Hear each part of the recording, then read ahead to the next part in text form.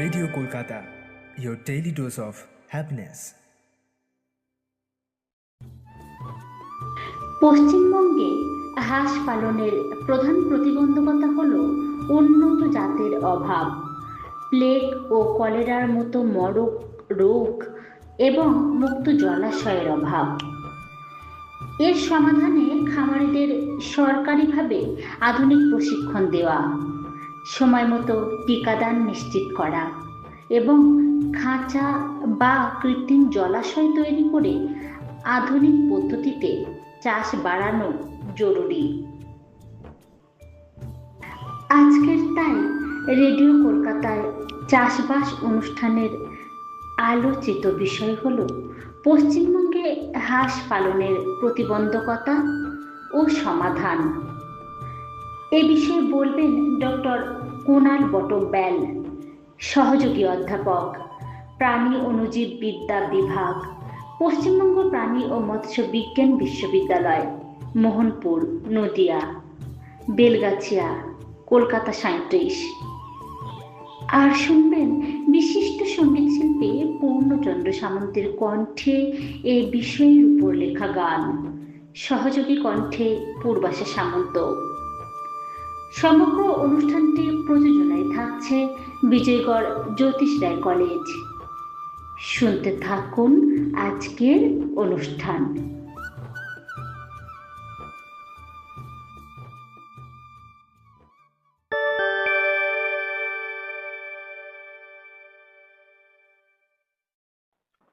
Radio কলকাতার সকল শ্রোতা বন্ধুকে অনেক অনেক শুভেচ্ছা ও ভালোবাসা জানিয়ে শুরু করছি আজকের অনুষ্ঠান। শ্রোতা বন্ধুরা, আজ আমাদের অনুষ্ঠানে শুনবেন পশ্চিমবঙ্গে হাঁস পালনের প্রতিবন্ধকতা ও সমাধান এ বিষয়ে আলোচনা করার জন্য বিশেষজ্ঞ হিসেবে আমাদের সাথে রয়েছেন ডক্টর কুণাল বটব্যাল, সহযোগী অধ্যাপক, প্রাণী অণুজীব বিদ্যা বিভাগ, পশ্চিমবঙ্গ প্রাণী ও মৎস্য বিজ্ঞান বিশ্ববিদ্যালয়, মোহনপুর, নদিয়া, বেলগাছিয়া, কলকাতা ৩৭। ডক্টর বটব্যাল, আপনাকে আমাদের অনুষ্ঠানে স্বাগত জানাই। নমস্কার। নমস্কার। হ্যাঁ, আজকের বিষয় আমরা রেখেছি পশ্চিমবঙ্গে হাঁস পালনের প্রতিবন্ধকতা ও সমাধান। যে কোনো চাষবাস প্রাণী পালনের সেখানে তো প্রতিবন্ধকতা থাকবেই এবং সেটাকে কাটিয়ে আমাদের চলতে হবে। প্রথমে যদি একটু শুরু করেন যে আমরা এই যে পশ্চিমবঙ্গ মানে আমাদের রাজ্যের কথা বলছি, এখানে হাঁস পালনের যে প্রধান প্রধান যে সম্ভাবনাগুলো রয়েছে সেগুলো কি কি রয়েছে? হ্যাঁ, দেখুন, হাঁস পালন আমাদের যে গ্রামের চাষি ভাইরা যারা হাঁস পালন এবং মুরগি পালন দুটোই করে থাকেন বা যারা শুধুমাত্র হাঁস পালন করেন, তাদের ক্ষেত্রে যে প্রধান প্রধান সম্ভাবনা বা সুবিধা পশ্চিমবঙ্গে রয়েছে সেটা হচ্ছে আমাদের রাজ্যে প্রচুর জলাশয় আছে এবং নদী আছে। হ্যাঁ, এবং তার ফলে হাঁস তো সাধারণত জলে নদীতে জলে থাকতেই পছন্দ করে বা জলে চড়তেই তারা পছন্দ করে। তার ফলে তাদের চড়ার জন্য তারা সেখান থেকেই খাবার সংগ্রহ করে। তারপরে তাদের জন্য তাদের সেখান থেকে তাদের চড়ার সারাদিন তারা কোথায় চড়বে এবং কোথায় খাবে এইটা সাধারণত চাষি ভাইদের হয়তো দেখতে হয় না। এইটা একটা বিরাট বড় সুবিধা এখানে হাঁস পালন করার। আর হচ্ছে আমাদের এখানে যে হাঁসের ডিমের যে চাহিদা এটা খুব বেশি, কারণ হচ্ছে আমাদের হাঁসের ডিমে উচ্চ পুষ্টিগুণ অত্যন্ত বেশি, ওমেগা 3 ফ্যাটি অ্যাসিড থাকে। তার ফলে মুরগির ডিমের থেকে হাঁসের ডিম কখনো কখনো যাদের প্রোটিন বেশি দরকার তাদের জন্য খুবই উপকারী এবং তার জন্য দরকার, তারা এটা খোঁজ করে। সেই হিসেবে দেখলেও আমাদের হাঁস পালন করতে গেলে এই হাঁসের ডিমের জন্য তারা হাঁস পালন করার সুবিধা আছে এবং সম্ভাবনা বেশি আছে, বা করলে তাদের চাষি ভাইদের লাভ ভালো হবে। এছাড়া হাঁস কিন্তু মুরগির থেকে কম রোগে ভোগে। হ্যাঁ, সাধারণত যেসব রোগগুলো পাখিদের যেসব রোগ ভাবে হয় তাতে কিন্তু হাঁসের রোগগুলো কিন্তু মুরগির থেকে অনেক কম হয়। সেটা একটা সুবিধা হাঁস পালন করার। আর যেহেতু আপনি গ্রামের চাষিরা সাধারণত নিজেদের হাঁসের ডিম বা হাঁসের মাংস খুবই কম খাওয়া হয় যদিও, তো হাঁসের ডিম খাওয়ার থেকে বিক্রি করে যে লাভজনক ব্যবসাটা হয় সেটা করলে এই জন্য আমাদের গ্রামের চাষিদের একটা ভালো আয় হবে, বা গ্রামের চাষি মহিলারাও যদি করে থাকেন তাদের কিন্তু এটা একটা ভালো আয়ের সোর্স। এইগুলোর জন্য এখানে কিন্তু হাঁস পালন খুব সুবিধাজনক পশ্চিমবঙ্গে। আচ্ছা আচ্ছা আচ্ছা।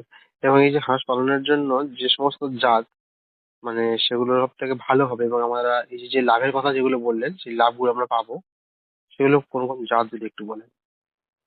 দেখুন দেখুন হাঁস পালন করা হয় বা করেন যদি চাষি ভাইরা করেন, দু তিন রকম ভাগ আছে। যেমন ডিম বিক্রি করবেন বা ডিমের জন্য করবেন, তাহলে খাকি ক্যাম্বেল, ইন্ডিয়ান রানার, ওই যে খাকি মাথাটা একটু খাকি রঙের দেখতে, এবং ইন্ডিয়ান রানার একটু সাদা রঙের হাঁস হয়, মাথাটা লাল লাল, এই হাঁসগুলো কিন্তু বেশি চাষ করা হয়। এগুলো কিন্তু খুব মানে ভালো ডিম ডিমের দেয়, জন্য, এবং তাই তো? ডিমের জন্য এই ডিমগুলো কিন্তু প্রায় আচ্ছা। বছরে দুশো মানে আড়াইশোটা চাষি দুশো ভাইরা আড়াইশোটা প্রথমে ঠিক করবেন তিনি হাঁস পালনটা যে করছেন হুম মূলত মাংস তারা বিক্রির তারা জন্য কি না জন্য, ডিম হ্যাঁ, বিক্রির জন্য, তাই তো? ডিম বিক্রির জন্য, হ্যাঁ। আচ্ছা। সেই অনুসারে কিন্তু তারা সেই হাঁসগুলো জাতটাকে বা সেই নির্বাচন করতে হবে। জাতগুলো নির্বাচন করবে। ঠিক। মাংসের জন্য যদি হয়, যেগুলো একটু মোটা সোটা হাঁস হয়, হুম। মাসকভি, এগুলো কিন্তু সবই বাইরের দেশের হাঁস, এবং আমাদের দেশের হাঁস নয় এরা। কিন্তু তা আচ্ছা, সত্ত্বেও এখানে মাংসের জন্য পাওয়া কোন যায় কোন জাত বললেন?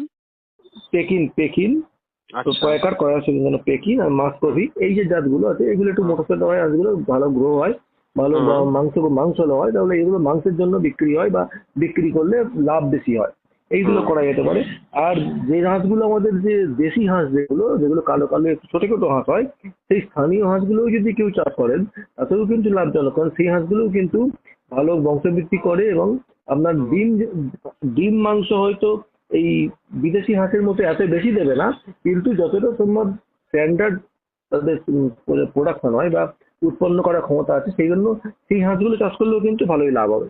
সুতরাং যে কোনো রকম হাঁস আপনার কোন কাজের জন্য আপনি করছেন বা আপনার লক্ষ্যমাত্রাটা কি, সেটা দেখে নিয়ে হুম। আপনাকে এটা নিবেদন করতে হবে। না, হ্যাঁ, সেটা আমরা যখন কোয়েল পালন নিয়ে কথা বলেছিলাম আগে, আমাদের একজন বিশেষজ্ঞ ছিলেন ডক্টর শান্তনু বেরা, উনিও বলেছিলেন যে হ্যাঁ, আমরা ডিমের জন্য পালন করছি না মাংসের জন্য, সেই মাফিক কিন্তু হ্যাঁ, আমরা জাতটাকে পছন্দ করবো। হ্যাঁ, একদম তাই, সেটা একদম মুরগির ঠিক, ক্ষেত্রেও একদম তাই, ঠিক। একই ব্যাপার, এবার সেক্ষেত্রে লাভটা বেশি আসবে তাহলে।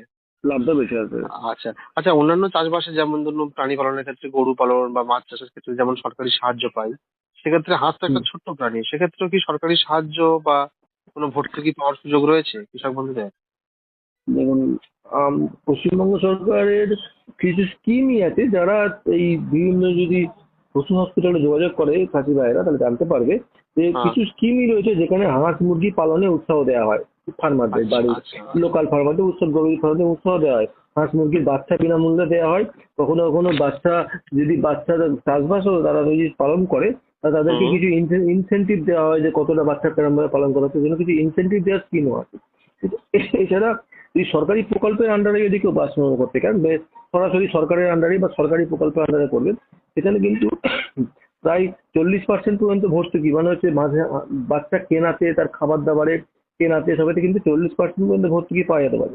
এছাড়া আরো যে ন্যাশনাল লাইফ স্টক মিশন বলে একটা মিশন আছে, হুম। হুম। গভর্নমেন্ট অফ ইন্ডিয়া, তার আন্ডারে যদি করতে হয় বা তার অধীনে যদি হাঁস পালন করতে হয়, তাহলেও একটা নির্দিষ্ট সংখ্যক বা যথেষ্ট উৎসাহব্যঞ্জক ভর্তুকি পাওয়া যায়। কিন্তু এইগুলো সবই করতে হবে কিন্তু আপনাকে আমার স্থানীয় স্বাস্থ্যকেন্দ্র, পশু স্বাস্থ্যকেন্দ্র, পশু হসপিটালের সঙ্গে যোগাযোগ করে, এবং তাদের ডাক্তারবাবুর সঙ্গে কথা বলে এই স্কিমগুলো জেনে নিয়ে তার আন্ডারে করলে তখন কিন্তু এই সাহায্যগুলো পাওয়া যেতে পারে। বা স্থানীয় পঞ্চায়েত প্রত্যেকের থেকেও যে জানতে ব্লক পারবেন। অফিস রয়েছে, হ্যাঁ ব্লক অফিসে হ্যাঁ, তো। ব্লক অফিস, হ্যাঁ, হ্যাঁ, হ্যাঁ। যেমন যেখানে বিএলডিও সাহেব বসেন, সেরকম বসেন, হ্যাঁ। জায়গায় গিয়ে যদি যোগাযোগ করেন, যোগাযোগ করলে ওনারা কিন্তু এই স্কিম গুলো বলে দিতে পারবেন। তখন কিন্তু আপনার বা চাষি ভাইদের পক্ষে এগুলো নেওয়া বা সুবিধা নেওয়া খুব সুবিধা হবে। আচ্ছা, আচ্ছা।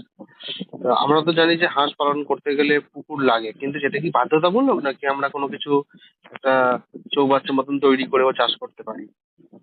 তো হাঁস পালনে যদি কারো পাঁচ ছটা হাঁস পালন, 5টা 10টা হাঁস পালন করেন, তাহলে তো এটা দরকার নেই যে আমাকে পুকুর নিজস্ব থাকতে হবে। এখন হাঁস হ্যাঁ, এই তো তো আর গ্রামের দিকে তো পুকুরে এমনিতে গ্রামের পুকুরে দিকে চড়ে গ্রামের বেড়ায়। দিকে হ্যাঁ, পুকুর পুকুর যথেষ্ট আছে, যথেষ্ট হ্যাঁ, এটা সংখ্যক কোনো আছে আমি বলতে অসুবিধা পারি। নেই। হ্যাঁ, সুতরাং সুতরাং নিজের পুকুর না থাকলেও পাশাপাশি কোনো যদি জলাশয় থাকে, তাহলে হাঁস নিজেই তার সেই জলাশয় খুঁজে বার করে নিয়ে ও তার খুঁজে দেবে, হ্যাঁ। সেখানে চড়তে চলে যায়, এবং হ্যাঁ। তখন তাদের খাওয়া দাওয়া নিজেরাই খুঁজে নেয়। কিন্তু যখন আপনি চেষ্টা করে বলবেন যে আপনার হাঁসকে আপনার জায়গায় রেখে বা সেমি ইন্টেন্সিভ বা আবদ্ধ বা ইন্টেন্সিভ পদ্ধতিতে হাঁস পালন করবেন, তখন কিন্তু আপনাকে খাবার শুধুমাত্র ওই পুকুর পুকুর না খুঁজেও শুধু খাবার জল দিয়ে বা এবং খাবার পর্যাপ্ত পরিমাণ খাবার এবং খাবারের জল দিয়েও, পানীয় জল দিয়ে কিন্তু হাঁস পালন করা যায়। তাহলে পুকুর থাকতেই হবে তবে হাঁস পালন করা যাবে এমন কিন্তু ব্যাপারটা নয়। আচ্ছা, আচ্ছা। তাহলে মোটামুটি কতগুলো সংখ্যা হাঁস দিয়ে আমরা এই মানে এই যে ব্যাপারটা শুরু করতে পারি? হয়তো আমরা ছোট করে একটা শুরু করবো ভাবছি।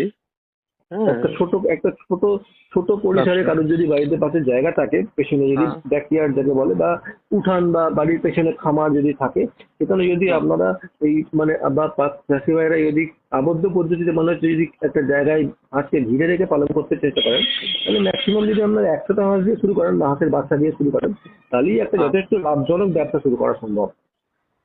আচ্ছা। 100টা মিনিমাম দিয়ে শুরু করলেই এখন 100টা করলে না, আপনি তখন এই স্কিমগুলোর সাহায্যগুলোও পাবেন, আচ্ছা। স্কিমগুলোর আচ্ছা। সাহায্যগুলোও পাবেন। তখন হ্যাঁ। এটা কিন্তু আপনি লাভজনক হিসাব থেকে শুরু করতে পারবেন। আচ্ছা, মানে আপনি বলছেন যে মিনিমাম মানে সবচেয়ে কম যদি 100টাও হয় তাহলে কি হবে, একটা হ্যাঁ, স্কিমের জন্য আমরা এই অ্যাপ্লাইটা করতে পারবো। স্কিম অ্যাপ্লাইটা করে তার আন্ডারে এই হ্যাঁ, কাজগুলো করলে আপনার কিছু খুব কিছু কাজ সুবিধা হবে। করা যাবে। এবার ওখান থেকে আমরা আস্তে আস্তে ভালো বুঝলে সেটা বড় করতে পারবো, তাই তো? তখন তখন যে যার মতন বড় করে নিতে পারবে। আচ্ছা আচ্ছা আচ্ছা। তো হাঁসের খাবার জানি তো এমনি যেগুলো পুকুরে চড়ে বেড়ায় তারা তো এমনি গুগলি, গেড়ি এগুলো ওই ডুব মারে জলের ভিতরে, সেখান থেকে তুলে তুলে খেয়ে নেয়। কিন্তু এছাড়াও কি হ্যাঁ, আমাদের বাড়িতে খাবারের জন্য কিছু প্রস্তুতি নেওয়া লাগে হাঁসের দেখুন খাবারে? হাঁস তো যদি যদি দেখেন বা যদি মনে হয় আপনার হাঁস যে জলে চড়ে যাচ্ছে, জলে চড়ে বা নিজেদের খাবার খুঁজে নিয়ে নিজেরাই ব্যবস্থা করে নিচ্ছে, শামুক, মাছ, পোকা, গুগলি খেয়ে হুম। তাদের যথেষ্ট পরিমাণ বৃদ্ধি হচ্ছে এবং তার ডিম পাড়াও উৎপাদন ভালোই হচ্ছে, তখন হয়তো আপনি নিজস্ব খাবার দেওয়ার চেষ্টা করলেন না। কিন্তু যদি হুম। দেখেন যে সেটাতে আপনার পুষ্টিগুণ পূরণ হচ্ছে না, তখন কিন্তু আপনাকে, যেমন বর্ষাকালে যদি গ্রীষ্মকালে যদি জল শুকিয়ে যায়, তখন কিন্তু এই হুম। হাঁসের পক্ষে খাবার খুঁজে পেতে কষ্ট হয়। তখন কিন্তু আপনাকে হাঁসের খাবারের জন্য কিন্তু আলাদা করে ব্যবস্থা করতে হবে।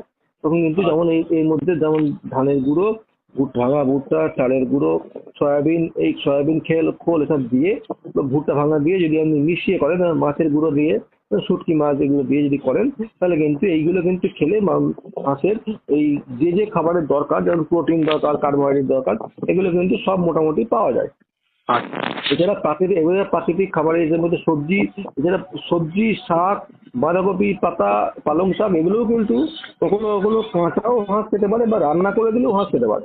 হ্যাঁ, সকালবেলা হাঁসকে খাওয়ান, যদি আপনি বাড়িতে রেখে খাওয়ান, তাহলে সকালবেলা খাওয়াবেন হাঁসকে তার খাবার, তার সঙ্গে পরিষ্কার জল দেবেন, এবং দুপুরবেলা একবার খাওয়াবেন এবং সন্ধ্যেবেলা একবার খাওয়াবেন, 3বার খাওয়াতে হবে হাঁসকে মোটামুটি। সকালবেলা একবার, দুপুরবেলা একবার, সন্ধ্যেবেলা একবার। এবং চেষ্টা করতে হবে হাঁসকে যেন কখনোই বাসি খাবার না দেওয়া হয়, সবসময় পরিষ্কার খাবার দেবেন এবং পর্যাপ্ত পরিমাণ জল দেবেন। জল ঠিকঠাক খেলে তবেই হাঁস ঠিকমতো খাবারগুলো গ্রহণ করতে পারে এবং তাদের ভালোভাবে হজমও হয়। জল ছাড়া শুকনো খাবার কিন্তু হাঁসের পক্ষে খাওয়া খুব শক্ত। সেইভাবে কিন্তু আচ্ছা। ব্যবস্থা করলে হাঁস কিন্তু আলাদা করে খাবার দেওয়া আচ্ছা। সম্ভব। আচ্ছা আচ্ছা। আর ঠিক মতো যদি পুষ্টি হয় তাহলে কিন্তু ঠিক মতো আমরা ডিমটাও পাবো, তাই তো? আপনার ডিমও পাবেন, মাংসও পাবেন, সবই পাবেন। আচ্ছা, এই যে হাঁসের যে ডিম এটা তো অনেকে আমরা ব্যবহার করি না, আবার খুব কম সংখ্যক আমরা খাই, কারণ ঠান্ডা লেগে যাওয়ার ব্যাপার নাকি একটা আছে, কিন্তু এর কোনো বিজ্ঞানসম্মত দিক আছে কিনা সঠিক আমি জানি না। তবে হাঁসের ডিম খাওয়ার যে উপকার সেগুলো যদি একটু বলেন, কি কি উপকার রয়েছে? হাঁস আর মুরগির ডিম যদি তুলনা করেন, তুল্যমূল্য হ্যাঁ। করেন, যদি আপনার ভাগাভাগি করেন, তাহলে দেখবেন যে হাঁসের মুরগিতে যা যা দরকার, মানে হাঁসের ডিমেতে যা যা protein, iron, fatty acid, vitamin যা যা দরকার একটা শরীর গঠনের জন্য, পেশি গঠনের জন্য, এটা মুরগির গুলো থেকে অনেক ভালো আছে, অনেক ভালোভাবে আছে। পুষ্টিগুণ অনেক বেশি। কুসুমটা বড় হওয়াতে এর ফলে এর অ্যানিমিয়াটা দূর করতে সাহায্য করে। যে খাবে, যে যে গ্রহণ করবে হাঁসের ডিম, তার শরীরের দুর্বলতা কমাতে সাহায্য করে এবং শরীরকে রোগ প্রতিরোধ ক্ষমতা বাড়াতে সাহায্য করে। তার ফলে হাঁসের ডিম খেতে কিন্তু আমাদের অত্যন্ত উপাদেয় বটে এবং তার সঙ্গে উপকারীও বটে। এটাকে অনেক সময় কি বলা হয়, হাঁসের ডিমকে বলা হয় পুষ্টির পাওয়ার হাউস। এটাতে ভিটামিন B12 থেকে অনেক বেশি। এই ভিটামিন B12 কিন্তু আপনার রক্তের কোষ গঠন করতে সাহায্য করে এবং স্নায়ুতন্ত্র মানে নার্ভাস সিস্টেমের সুস্থতায় সাহায্য করে।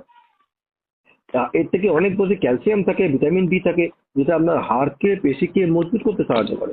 কিছু কিছু ক্ষেত্রে হাঁসের ডিমে আয়রন অনেক বেশি থাকে, তার ফলে যেটা হিমোগ্লোবিনটা আমাদের শরীরে বাড়ায়, তার ফলে আমাদের শরীরে কার্যক্ষমতা বাড়ে।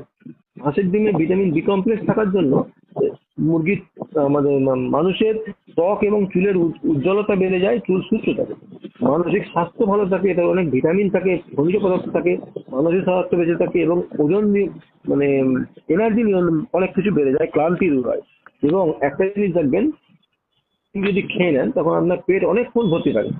তার ফলে কি হয়, খুব সহজে আর নতুন করে খিদে পায় না, কারণ হাঁসের ডিমটা এত একটু ভারী মাথায় প্রোটিন বলে এটা হজম হতে টাইম লাগে। তার ফলে যেহেতু ওর পেটটা অনেকক্ষণ ভরা থাকে, তারপরে আপনি দুটো খাবারের মধ্যে গ্যাপ রাখতে পারবেন। এতে কিন্তু অনেক সময় ওজন নিয়ন্ত্রণেও কিন্তু হাঁসের ডিম কাজে লাগে। কিন্তু একটাই খালি সতর্কতা আছে হাঁসের ডিম খাওয়ার ব্যাপারে, যদি হ্যাঁ।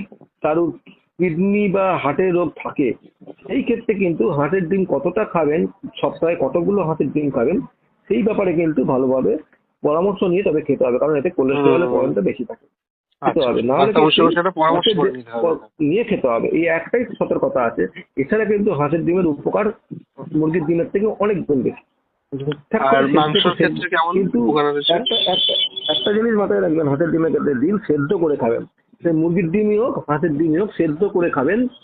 যে ডিম ভেজে খেলে তার উপকারিতা বলে কিছু থাকে না, শুধুমাত্র মুখরোচক হয়, ও, উপকারিতা কিছু থাকে না। আচ্ছা আপনি সেদ্ধ করে খাবেন, ডিমের উপকারিতা অনায়াসে পাবেন। আচ্ছা। তো মুরগি মাংস হাঁসের খাওয়ার মাংস উপকারিতা? হাঁসের মাংস সাধারণত পশ্চিমবঙ্গে খুবই কম জায়গা আছে বা কম দোকান আছে যেখানে হাঁসের মাংস বিক্রি হয়, এবং আমরা বাঙালিরা সাধারণত হাঁসের মাংস খাইও না। সরস্বতীর বাহন হিসেবে যেহেতু এটাকে মেনে নেওয়া হয় এই প্রাণীটিকে, তারপরে এই পাখিটিকে, তারপরে এটাকে আমরা অনেক সময় খাবারের উৎস বলে ধরি না বা মানে না, তারপরে খাওয়া হয় না। কিন্তু হাঁসের মাংস কিন্তু মুরগির মাংসের থেকে একইভাবে অনেকাংশে এই আয়রন, প্রোটিন, ভিটামিন আমাদেরকে দেয় এবং শরীরে পেশি গঠন, রোগ প্রতিরোধ ক্ষমতা বাড়াতে সাহায্য করে। এতে কোলেস্টেরল থাকে বেশি, তার ফলে একমাত্র হৃদরোগীদের পক্ষে, মানে হার্টের রোগ যাদের আছে এদের পক্ষে খাওয়া একটুখানি শক্ত ব্যাপার, বা এটা খেলে তাদের শরীর খারাপ হতে পারে। বাকি যারা বাচ্চা এবং যাদের শরীর গঠন দরকার তাদের ক্ষেত্রে এই হাঁসের মাংস কিন্তু খুবই উপাদেয় এবং খুবই উপকারী খাবার। এতে প্রোটিন থাকে, তার ফলে মাংস বেশি তৈরি হয়, মাংস বেশি মানে কি বলবো গঠন ভালো হয়, গা গরম থাকে। তার ফলে শীতকালের পক্ষে হাঁসের মাংস খুব উপাদেয় খাবার এবং খুব আদর্শ খাবার। এতে প্রোটিন থাকে, আয়রন থাকে, ইমিউনিটি বাড়ানো মানে রোগ প্রতিরোধ ক্ষমতা বাড়ায়। তার ফলে কি হয়, মানে অন্যান্য রোগ প্রতিরোধ যেটা সামান্য ক্ষেত্রে ঠান্ডা লেগে যাওয়ার চান্স ছিল সেটা কিন্তু ঠান্ডা লেগে যাওয়াটা হয় না। এই জন্য কিন্তু হাঁসের ডিম খুব ভালো। এতে একটা আনস্যাচুরেটেড ফ্যাটি অ্যাসিড থাকে যেটা আপনার হার্টের যে ক্ষতিকারী কোলেস্টেরল এলডিএল সেটা কিন্তু কমাতে সাহায্য করে। এই ধরনের কিছু মানে তাৎক্ষণিক এবং বিজ্ঞানসম্মত উপকার কিন্তু হাঁসের মাংস দেয়। সেই জন্য কিন্তু হাঁসের মাংস খাওয়াটাও কিন্তু খুবই উপাদেয় এবং খুব উপকারী বলতে পারি আমরা। কিন্তু যদিও এখানে খাওয়াটার প্রচলনটা কম, কিন্তু খেলে শরীরে উপকার হয়, অপকার কিছু হয় না, এইটুকু বলতে পারি। আচ্ছা আচ্ছা।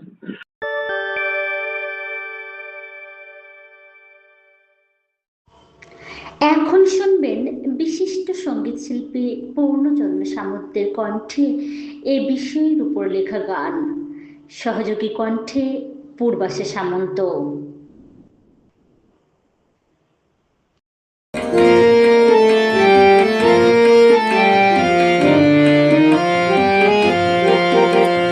গ্রামীণ পেশা পশ্চিমবঙ্গে লাভজনক হাঁস পালন। গ্রামীণ পেশা পশ্চিমবঙ্গে লাভজনক হাঁস পালন। থাকে যদি ছোট্ট জলাভূমি, চাষ হবে মুক্তাঙ্গন। গ্রামীণ পেশা পশ্চিমবঙ্গে লাভজনক হাঁস পালন।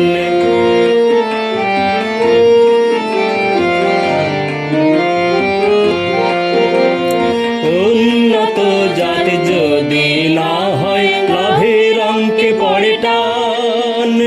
রোগ বালাই বড় কঠিন, সময়েই চাই টিকা প্রদান।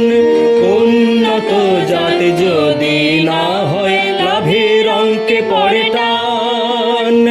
রোগ বালাই বড় কঠিন, সময়েই চাই টিকা প্রদান।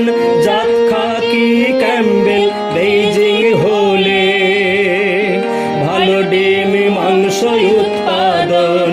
জাত খাকি ক্যাম্বেল বেইজিং হলে ভালো ডিম মাংস উৎপাদন। খাওয়ার খরচ অতিরিক্ত, তাই শামুক এজলা কর চয়ন। বিকল্প সাশ্রয়ী খাদ্য, সবজি ধান্য খোসা বর্জ্য সর্বক্ষণ। খাবার খরচ অতিরিক্ত, তাই শামুক এজলা কর চয়ন। বিকল্প নেশা বর্জ সর্বক্ষণ। গ্রামীণ পেশা পশ্চিমবঙ্গে লাভজনক হাঁস পালন। গ্রামীণ পেশা পশ্চিমবঙ্গে লাভজনক হাঁস পালন। থাকে যদি ছোট্ট জলাভূমি, চাষ হবে মুক্তাঙ্গন। গ্রামীণ পেশা পশ্চিমবঙ্গে লাভজনক হাঁস পালন।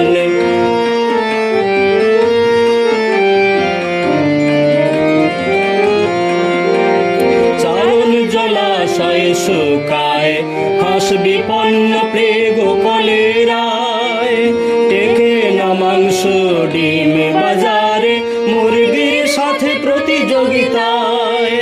চারণ জলাশয় শুকায়, হাঁস বিপন্ন প্লেগ ও কলেরায়। টেকে না মাংস ডিম বাজারে, মুরগির সাথে প্রতিযোগিতায়। ডাক রাইস ফার্মিং অতি লাভজনক পদ্ধতি, আর ডাক ফিশ ফার্মিং লাভে একে অন্যের প্রতি।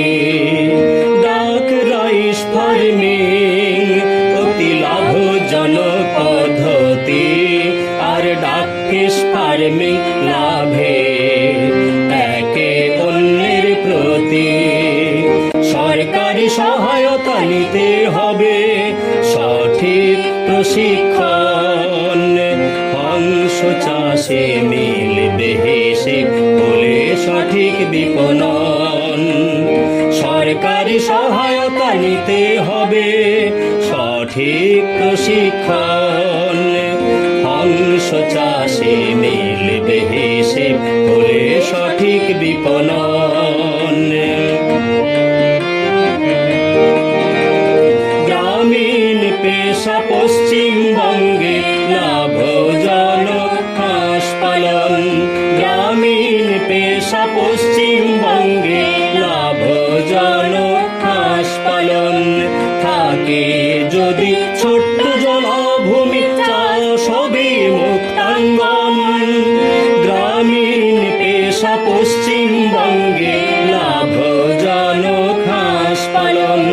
গ্রামীণ পেশা পশ্চিমবঙ্গে লাভজনক হাঁস পালন। গ্রামীণ পেশা পশ্চিমবঙ্গে লাভজনক হাঁস পালন।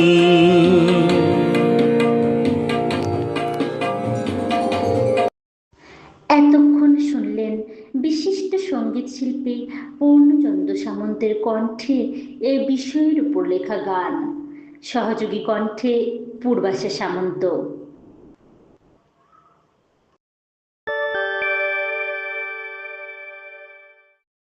আমরা যে হাঁসের যে পালন করব, তার জন্য তো কি কি রোগ শোক আসতে পারে সেগুলো জেনে রাখা দরকার, এবং কিভাবে সেগুলো থেকে আমরা সাবধান হব, তাই তো? যদি একটু বলেন যে কোন হাঁসগুলোর মধ্যে কি ধরনের রোগ আসতে পারে এবং কোন সিজনে। দেখুন, হাঁসের একটা জিনিস প্রথমে বললাম, সেটা হচ্ছে যে সেটা হচ্ছে হাঁস কিন্তু মুরগির থেকে কম রোগে ভোগে। সাধারণত মুরগিতে যে ধরনের রোগ হয়, ব্যাকটেরিয়া ঘটিত রোগ, ভাইরাস ঘটিত রোগ, ছত্রাক ঘটিত রোগ, সেই রোগগুলো কিন্তু হাঁসে অতটা প্রাদুর্ভাব নেই। তা সত্ত্বেও হাঁসে যে রোগ হয় না তা নয়, কিন্তু হাঁসে কিছু রোগ হয়, যেমন ডাক কলেরা হয়, পাস্তুরেলা মাল্টোসিডা করে, ডাক ভাইরাল হেপাটাইটিস হয়, এটা একটা ভাইরাস করে, বোটুলিজম হয়, যেটা হচ্ছে ক্লস্ট্রিডিয়াম বোটুলিনাম বলে একটা ব্যাকটেরিয়া করে, ডাক প্লেগ হয়, এটা একটা ডাক প্লেগ ভাইরাস করে। এছাড়া পলিফর্ম দিয়ে যেটা পলিবাসিলোসিস হয়, যেটা কিন্তু ইকোলাই বলে একটা ব্যাকটেরিয়া করে। এছাড়া কিছু কৃমি, ফিটা কৃমি, এইসবের উপদ্রবও হাঁসের মধ্যে হয়। এই ধরনের রোগগুলো সাধারণত হাঁসের মধ্যে হয়, যেগুলো হলে কিন্তু হাঁসের এই উৎপাদন ক্ষমতাগুলো কমে যায় বা বাধাপ্রাপ্ত হয়। হাঁস তখন ঠিকমতো ডিম তৈরি করে না, বা ঠিকমতো মাংস বা শারীরিক গঠন হয় না। তার ফলে এইগুলো কিন্তু হাঁসের যে যারা পালন করছেন তাদেরকে কিন্তু অবশ্যই দেখাশোনা করতে হবে, যাতে রোগগুলো না হয়, বা হলে তাদের প্রতিকারের ব্যবস্থা করতে হবে। যেটা আমি বলি যে কয়েকটা রোগ আর তার প্রতিকার আমি একটুখানি বলে দিচ্ছি, যেটাতে হয়তো সামান্য কিছু উপকার হবে ফার্মারদের।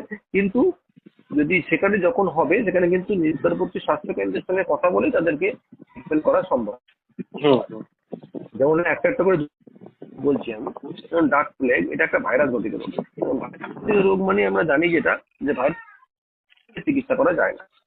এর ফলে কি হয় না, চোখ দিয়ে জল পড়ে, পা ফুলে যায়, সবুজ পাতলা পায়খানা করে, এবং কিন্তু মৃত্যুর হার বেশি, প্রায় 80%, 70-80% মৃত্যু।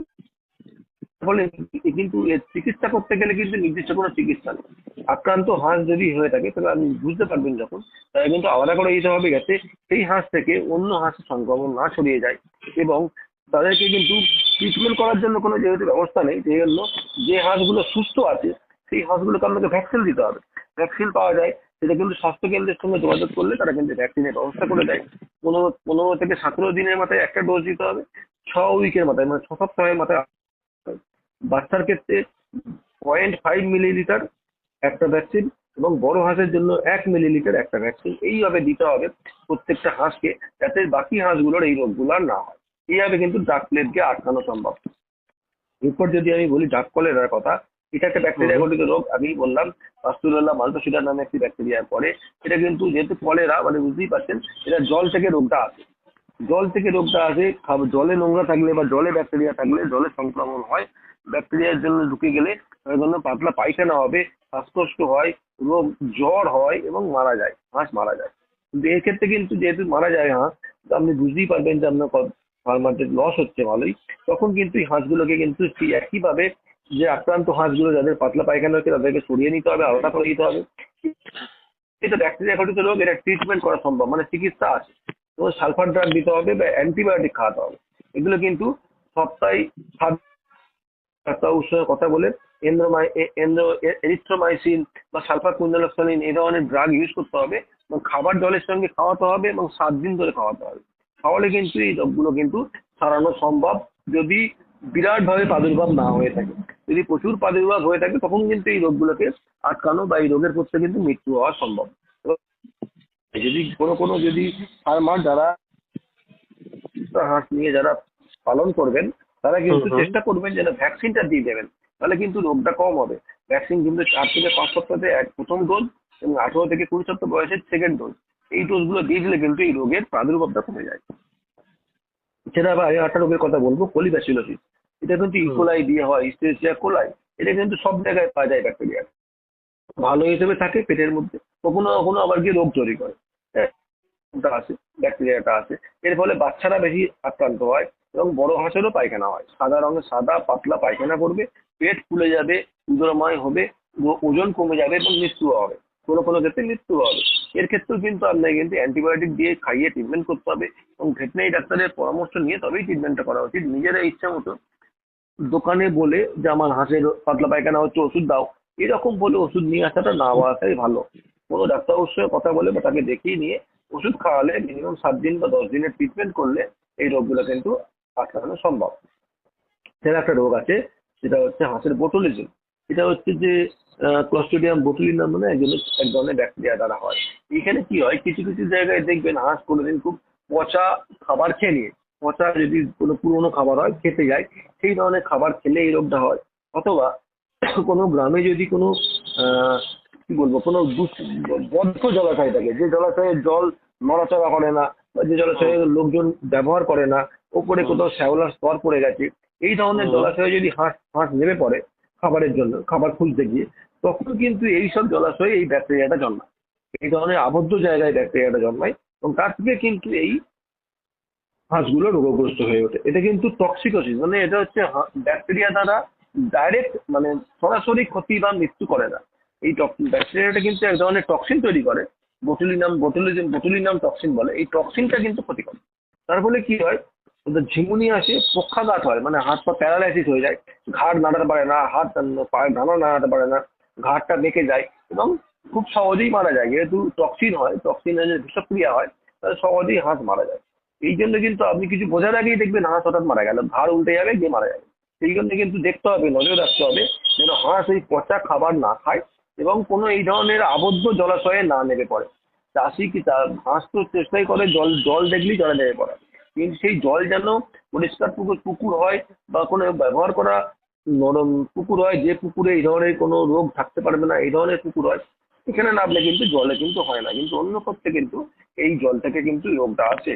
সেই জন্য পচা খাবার খাওয়ানো যাবে না, এবং এই ধরনের পুকুর থেকে খেতে হবে। এছাড়া প্রোটিন সমৃদ্ধ খাবার, যেটা আগেই বলছিলাম, খাবারগুলো বাড়িতেও দেওয়া যায়, সেই ধরনের খাবার বেশি করে খাওয়ালে কিন্তু এই রোগগুলো কিন্তু আটকানো একটু সম্ভব। এরপর হয় হাঁসের কৃমি। হুম হুম হাঁস কিন্তু সহজেই কৃমি দ্বারা আক্রান্ত হয়, যেহেতু জলে থাকে, হুম ম্যাক্সিমাম সময় জলে থাকে এবং জলজ খাবার গ্রহণ করে। সেইখান থেকে নোংরা থেকে কৃমির ডিম ঢুকে যায়, বা খাবার থেকে কৃমির ডিম কেটে ঢুকে যায়, এবং তার ফলে হাঁসে কিন্তু কৃমি হয়ে যায়। ফিটের কৃমি ম্যাক্সিমাম হয়, তো লম্বা লম্বা সরু ফিটের মতো হয়। এর হুম যেমন হাঁসের পাতলা পায়খানা থেকে কৃমি বেরোবে, তার আগে কিন্তু বুঝতে পারবেন না, তা খালি দেখবেন যে হাঁস শুকিয়ে যাচ্ছে, পাতলা হয়ে যাচ্ছে, রোগা হয়ে যাচ্ছে, এবং ডিম উৎপাদন কমে যাচ্ছে, শুধু এইটুকু দেখা যাবে। সেটা যে কৃমির জন্য হয়েছে তখনই বুঝতে পারবেন, যখন আপনি তার পাতলা পায়খানা বা তার পায়খানাটা নজর করবেন, তখন কিন্তু দেখবেন কৃমি যদি দেখা যায়, তখন কিন্তু আপনাকে কৃমিনাশক খাওয়াতে হবে, ওষুধগুলো নিয়ে আসতে হবে পাইপারাজিন জাতীয়, এবং জলের সঙ্গে মিশিয়ে খাওয়াতে হবে। না হলে একটা কাজ করতে পারা যায়, যে চাষি ভাইদের মানে প্রতিকারের জন্য কৃমির রোগ প্রতি 2 মাস, 1 মাস 2 মাস অন্তর, বা বর্ষার আগে একটা প্রতিষেধক হিসেবে কৃমির ওষুধটা খাইয়ে দেবে। তাহলে সম্ভাব্য কৃমির ওকে আটকানো সম্ভব হবে। এইগুলো করলে কিন্তু এই সাধারণ যে রোগগুলো কিন্তু এগুলো আটকানো সম্ভব। এছাড়া এগুলোতে হচ্ছে প্রতিরোধমূলক যদি কোনো ব্যবস্থা নিতে চান, মানে হাঁসকে আমি রোগগ্রস্ত হতে দেবো না, সেরকম করে যদি ভাবনা চিন্তা করেন ফার্মাররা বা চাষি ভাইয়েরা, তখন কিন্তু তারা একটা জিনিস দেখতে হবে, যে হাঁস যেখানে থাকবে, যেখানে আপনারা যে খামার করেছেন বা আপনি কোথাও ঘাসকে সেই জায়গাটা যেন শুকনো হয়, পরিষ্কার পরিচ্ছন্ন হয়, কোনো মানে কি বলবো, কোনো পশু পাখি নোংরা না করতে পারে, সেখানে খাবার জল এবং যে খাবার এগুলো যেন পরিষ্কার পরিচ্ছন্ন হয়, ড্রাই হয়, মানে শুকনো হয়, খাবারটা যেন যেন ছত্রাক না থাকে খাবারের মধ্যে। এবং যে রোগের টিকা পাওয়া যায়, সরকারি স্বাস্থ্য কেন্দ্রে কথা বলে সেই টিকাগুলো কিন্তু অবশ্যই হাঁসকে দিয়ে দেবেন, তাহলে কিন্তু হাঁসের মধ্যে এই রোগগুলো হওয়ার চান্স কমে যাবে। এইভাবে কিন্তু হাঁসকে রোগ থেকে বিভিন্ন রোগ হলে তার থেকে আটকানো সম্ভব। আচ্ছা, যখন আমরা হাঁসটাকে পালন করতে শুরু করবো, একটা ছোট ছোট বাচ্চা বাচ্চা যখন হাঁস, তখন সেক্ষেত্রে কি কোনো বিশেষ কোনো রোগ আসার সম্ভাবনা আছে? তাহলে সেটা সাবধান হতে হবে আমাদের। দেখুন, হাঁসের সমস্ত ক্ষেত্রেই, সমস্ত প্রাণী বলুন, মানুষ বলুন, সবার ক্ষেত্রেই, এবং পাখি হিসেবে হাঁসের ক্ষেত্রেও বাচ্চা কিন্তু অপেক্ষাকৃত দুর্বল হয়, তাদের রোগ প্রতিরোধ ক্ষমতা কম হয়। তার ফলে সমস্ত ক্ষেত্রেই যে রোগগুলো হয়তো বড় হাঁসের মধ্যে কম হবে, সেটা কিন্তু ছোট হাঁসের মধ্যে বা বাচ্চা হাঁসের মধ্যে বেশি হবে, প্রাদুর্ভাবটা বেশি হবে, মৃত্যুর হার বেশি হবে। এই দুটো কিন্তু বহুত বড় ব্যাপার, যেহেতু মৃত্যুর হারটাও বেড়ে যায় এবং প্রাদুর্ভাবটা বেড়ে যায়, যে রোগ হতো না, সেই পরিস্থিতিতে পড়লে কিন্তু বাচ্চা হাঁসে রোগ হয়ে যেতে পারে। সেই জন্য নজর রাখতে হবে যেন বাচ্চা হাঁসগুলো পরিষ্কার পরিচ্ছন্ন জায়গায় থাকে, পরিষ্কার খাবার পায়, এবং পরিষ্কার ভাবে তাদেরকে জলটা সরবরাহ করা হয়। তার জন্য আপনাকে দেখতে হবে, এবং রোগগুলো যে হয়, ভাইরাল হেপাটাইটিস হতে পারে, ডাক কলেরা হতে পারে, পলিব্যাসিলোসিস হতে পারে, এইগুলো কিন্তু ব্যাকটেরিয়া গঠিত, ভাইরাস গঠিত রোগ। এইগুলো কি কি সিমটম হয় একটু আগে আমি বললাম কয়েকটা, সেগুলো কিন্তু খুব সেইগুলো ক্ষেত্রে বাচ্চাগুলোর ক্ষেত্রে কিন্তু রোগ একই রোগ, কিন্তু বাচ্চার ক্ষেত্রে মৃত্যুর হারটা বেশি। ধরুন 90%, 100% ক্ষেত্রে কিন্তু বাচ্চা মারা যাবে। সেই জন্য বাচ্চাগুলোর ক্ষেত্রে কোনো যদি ভাইরাল ডিজিজ হয়, তাহলে কিন্তু কোনো ডিজিজ দেওয়া যাবে না, বা দিয়ে কোনো লাভ নেই। সেই জন্য আলাদা করে রেখে দেওয়া এবং তাদের মৃত্যুর জন্য ওয়েট করা ছাড়া কোনো উপায় নেই। যদি নিজস্ব প্রভাবে বাচ্চা যদি সুস্থ হয়ে যায় ইউজ করবেন, তখন যদি আপনার বাচ্চা সুস্থ হয়ে যায় তো খুবই ভালো, নাহলে কিছু করার থাকে না। এছাড়া একটা রোগের কথা বলবো, যেটা ভাইরাসের বাচ্চাদের ক্ষেত্রেই ম্যাক্সিমাম হয়, এটা হচ্ছে অ্যাসপারজিলোসিস বলে।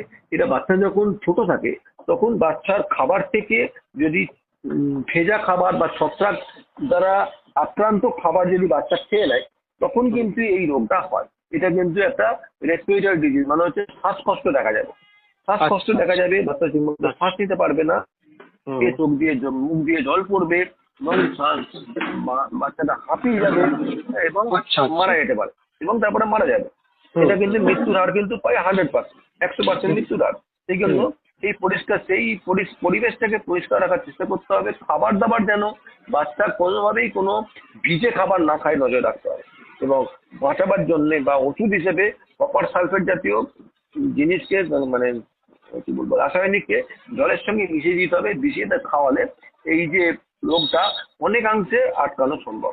এছাড়া প্রাথমিক যে বাচ্চাদের, ছোট বয়সে বাচ্চাদের যে ধকল হয়, যে পরিস্থিতির সঙ্গে মানিয়ে নেওয়ার অসুবিধা হয়, এইগুলো কিন্তু আটকাবার জন্য বা ভালোভাবে দেখাশোনা করতে হবে, যার ফলে বাচ্চাকে যেন এই মানে প্রাথমিক পরিস্থিতির সঙ্গে মানিয়ে নেওয়ার জন্য বাচ্চা যেন কোনো অসুবিধা না। শুকনো জায়গায় রেখে বাসি খাবার না খাইয়ে এবং খাইয়ে বাচ্চাকে রাখলে এই রোগগুলো কিন্তু আর হবে না। এইগুলো বলতে পারি। আচ্ছা, তো আমাদের অনুষ্ঠান আমরা শেষ করব, তার আগে যদি একটু বলেন যে নতুন কোনো রোগ কি আসছে এই মুহূর্তে? দেখুন, বাচ্চার এবং হাঁসের দুটোর ক্ষেত্রেই একটা রিমারেল্লা অ্যানাটিপেস্টিফার বলে একটি ব্যাকটেরিয়া আছে। এটা কিন্তু আগে কিন্তু এটা কিন্তু নতুন সংক্রামক একটা রোগ হিসেবে বাচ্চা তৈরি করছে, যাতে বলে কিন্তু প্রচুর মৃত্যু হয়, প্রায় 70-80% মৃত্যু হয় এবং ওজন কমে যায়, হাঁসগুলো মারা যায় এবং নিস্তেজ হয়ে যায়, চোখ দিয়ে পুজ পড়ে এবং প্রচুর ডায়রিয়া হয়। এই রোগের করতে কিন্তু আটকানো যেহেতু খুবই শক্ত, যেহেতু খুব তাড়াতাড়ি সংক্রমণটা হয়ে যায়, সেই জন্য কিন্তু মানে যদি ঠিকঠাক ভাবে ডায়াগনোসিস করা যায়, মানে ডাক্তার সাথে কথা বলে কিন্তু পরিষ্কারভাবে অ্যান্টিবায়োটিক খাওয়ানো যায় এবং তারপরে যদি যে হাঁসগুলো সুস্থ আছে তাদের যে ভ্যাকসিন পাওয়া যায়, সেই ভ্যাকসিন যদি দেওয়া যায় তাহলে কিন্তু এই রোগগুলো সংক্রমণ করা সম্ভব।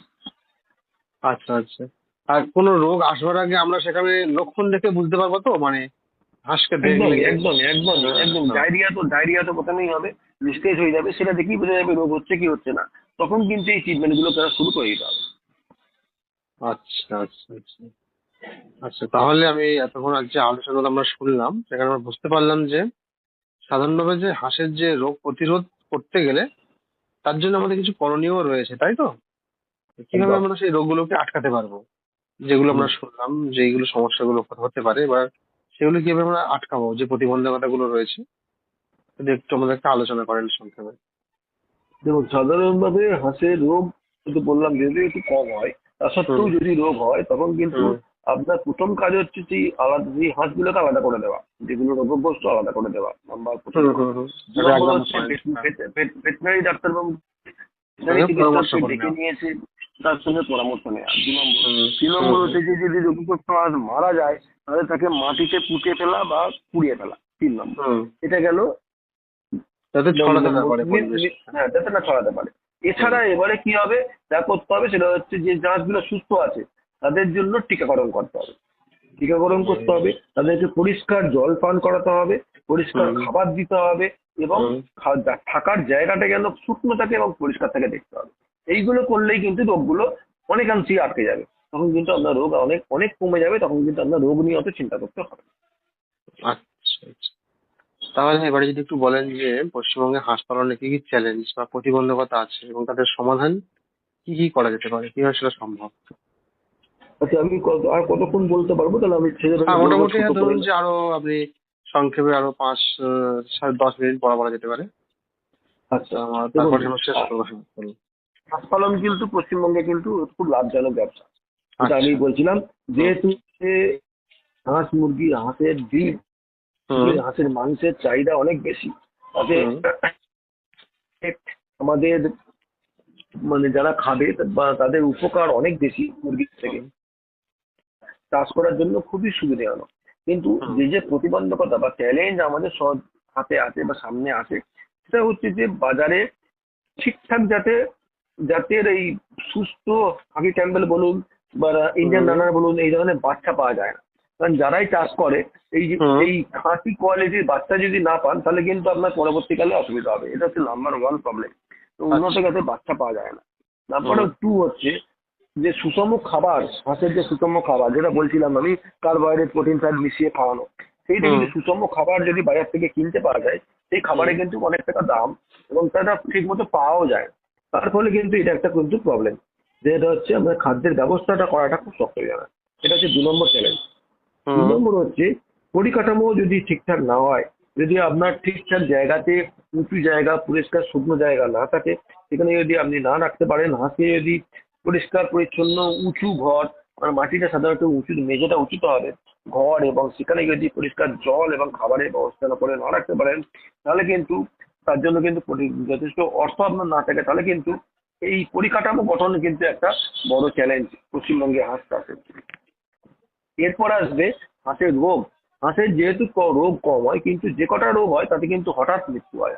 সেই জন্য আপনাকে নজর রাখতে হবে, যখনই হাঁস চাষ করবেন বা যারা হাঁস চাষ করবেন তারা যেন সবসময় নিয়ম মেনে হাঁস চাষ করেন, তাহলে কিন্তু হাঁসের রোগ ব্যাধিকে আপনারা আটকে রাখতে পারবেন। এটা কিন্তু আপনার 4 নম্বর চ্যালেঞ্জ। আর হচ্ছে যে বিপণন, আমাদের এখানে বা বিক্রির সমকতা। আমরা হাঁসের ডিম কিন্তু আপনি দেখবেন বাজারে গেলেই হাঁসের ডিম কিন্তু সরাসরি বাজারে কিন্তু অনেকেই বিক্রি করে, অনেক মহিলারা আসেন গ্রাম থেকে বিক্রি করতে। কিন্তু বড় সরকারি উপায়ে বা সরকারের থ্রু দিয়ে, সরকারের সাহায্য নিয়ে ভালোভাবে পাইকারি রেটে বা ভালো রেটে ডিমটাকে ডিম বা মাংস সরাসরি বিক্রির কিন্তু একটা চ্যালেঞ্জ পশ্চিমবঙ্গে আছে, যেটা কিন্তু খুবই অসুবিধে। তার ফলে আমাদের পাইকার বা দালালদের উপর নির্ভর করতে হয়, এতে কিন্তু হাঁস চাষিদের লাভটা কমে যায়। এই কিন্তু একটা প্রবলেম আছে, যার ফলে কিন্তু আপনারা কিন্তু লাভের জন্যই তো ব্যবসাটা করা হয়, লাভটা কিন্তু একটু কমে যায়। এইটা কিন্তু একটা প্রবলেম, এটা কিন্তু পশ্চিমবঙ্গে একটা প্রবলেম। এছাড়া ঠিক সময় টিকাকরণ করতে হবে হাঁসকে। এই টিকাকরণটা যদি আপনি না করতে পারেন তাহলে কিন্তু হাঁসের প্রবলেম হতে পারে। উন্নত জাতের হাঁস আপনাকে বেছে নেবার ব্যবস্থা করতে হবে, যেটা কিন্তু খাঁটি জাত হাঁস হয়, সেইটা আপনাকে কিন্তু মানে গ্যারান্টি করতে হবে। বা ভালো জাতের হাঁসের সাপ্লায়ার বা যারা পালন করে তাদের সঙ্গে যোগাযোগ করে নিতে হবে। লোকাল থেকে হাঁস কিনতে গেলে কিন্তু আপনি ঠকে যেতে পারেন, বা চাষি আপনার ফার্মার ঠকে যেতে পারে। সেটা কিন্তু আপনাকে নজর রাখতে হবে, এটা একটা প্রবলেম। সরকারি সাহায্য বিশ্বস্ত জায়গা থেকে নিতে হবে। সরকারি সাহায্য তো পাওয়া যায়, আমি আগেই বলেছিলাম। সরকারি সাহায্যের জন্য কিন্তু স্বাস্থ্য কেন্দ্রে ডাইরেক্ট যোগাযোগ করতে হবে, কারোর মাধ্যমে নয়। ডাইরেক্ট যোগাযোগ করবেন, করে কিন্তু ডাক্তারবাবুর সঙ্গে বা বিএলডিও সাহেবের সঙ্গে কথা বলে এই সাহায্যগুলো ডাইরেক্টলি নেবার চেষ্টা করতে হবে। যেটা কিন্তু না হলে কিন্তু এই সাহায্যগুলো হয়তো আছে, স্কিম হয়তো আপনার নামে এলো, কিন্তু আপনি সাহায্যটা পেলেন না, মাঝখানে টাকাটা মার চলে যেতে পারে। যেহেতু পশ্চিমবঙ্গের ব্যাপার, এই কিন্তু ব্যাপারটা কিন্তু দেখে শুনে কাজ করতে হবে। বা সরকারি আধিকারিকের সঙ্গে যোগাযোগ করাই সরাসরি কথা বলতে হবে, কারোর মাধ্যমে নয়। এবং কিছু কিছু ক্ষেত্রে যদি আপনারা যৌথভাবে কাজ করতে পারেন, যেমন সমবায় গঠন করে যদি পশ্চিমবঙ্গে কাজ করা যায়, তাহলে কিন্তু আপনি এই চ্যালেঞ্জ গুলো থেকে কিন্তু অনেকাংশে আপনি সরে আসতে পারবেন, বা আপনার হাঁস পালন কিন্তু অনেকাংশে উন্নত হবে। কারণ সমবায় গঠন করে নিজেদের মধ্যে একটা যোগাযোগ করে যদি স্বনির্ভর গোষ্ঠী তৈরি করতে পারেন, তাহলে কিন্তু যৌথভাবে বাচ্চা কেনা, খাবার কেনা, তাদেরকে বিক্রি করা, এগুলো কিন্তু যৌথভাবে করলে কিন্তু একা ফার্মার যেটা করবে, এই 4-5টা ফার্মার একসঙ্গে করে, তাহলে কিন্তু এই কাজগুলো করতে অনেক সুবিধা হবে। তাতে কিন্তু আপনারা এই লাভটা বা ফার্মাররা কিন্তু লাভটা অনেক বেশি পাবে, অনেক বেশি হবে। পশ্চিমবঙ্গে তো আগেই বললাম, এখানে জলাভূমি অনেক আছে, নদী নালা অনেক আছে। তাই বলে হাঁসকে রাখার জন্য, খাবার জন্য জলের অভাব নেই, কিন্তু ওই নজরটুকু রাখতে হবে। হাঁসকে পুরো ছেড়ে দিলে হবে না, নজরটুকু রাখলেই কিন্তু হাঁসকে কিন্তু ভালোভাবে পালন করা সম্ভব হবে। আচ্ছা আচ্ছা, তাহলে আমরা অনুষ্ঠান শেষ করব, তার আগে আপনার থেকে বিশেষ কোনো টিপস আমরা শুনবো। তো যদি একটু সংক্ষেপে বলেন যে আপনি যে সমস্ত জাতগুলির কথা প্রথমে বললেন, ডিমের জন্য এক ধরনের জাত, মাংসের জন্য অন্য জাত, যদি একটু সংক্ষেপে আরেকবার বলেন, হয়তো যারা অনেকে পরে শুনতে শুরু করেছেন তারা যাত্রা শুনতে চাইছেন, তারা ব্যবসাটা শুরু করতে পারে যারা। হ্যাঁ, যদি একটু আরেকবার বলেন। হ্যাঁ, হাঁসের পালন করতে গেলে আপনাকে প্রথমে ঠিক করতে হবে যে হাঁস আমরা কি জন্য পালন করছি। যদি আপনি ডিম চাষের, যে ডিম বিক্রি করার জন্য বা ডিম খাওয়া এবং বিক্রি করা দুটোর জন্যই করতে চান, তাহলে খাকি ক্যাম্পবেল এবং ইন্ডিয়ান রানার, এই দুটো জাত সব থেকে ভালো। এরা বছরে প্রায় 200টা ডিম পারে, বা তার বেশিও ডিম দেয়। তার ফলে আপনাদের ডেলি একটা করে বা ডেলি দুটো করে, 1-1.5টা করে, একটা ডিম হলে 2 দিনে 3টে ডিম আপনি পাবেন। যেটা করলে কিন্তু আপনার এই ডিমের জন্য এই হাঁসগুলো সব থেকে ভালো। এছাড়া যদি মাংস বিক্রি করতে চেষ্টা করেন বা মাংসের জন্য হাঁস পালন করেন, পেকিন বা মাসকভি এই ধরনের যে হাঁসগুলো আছে, যারা একটু মোটা হয়, এই হাঁসগুলো পালন করলে কিন্তু মাংসের জন্য বেশ ভালো। মাংস ভালো হয়, মাংস উৎপাদন ভালো হয়।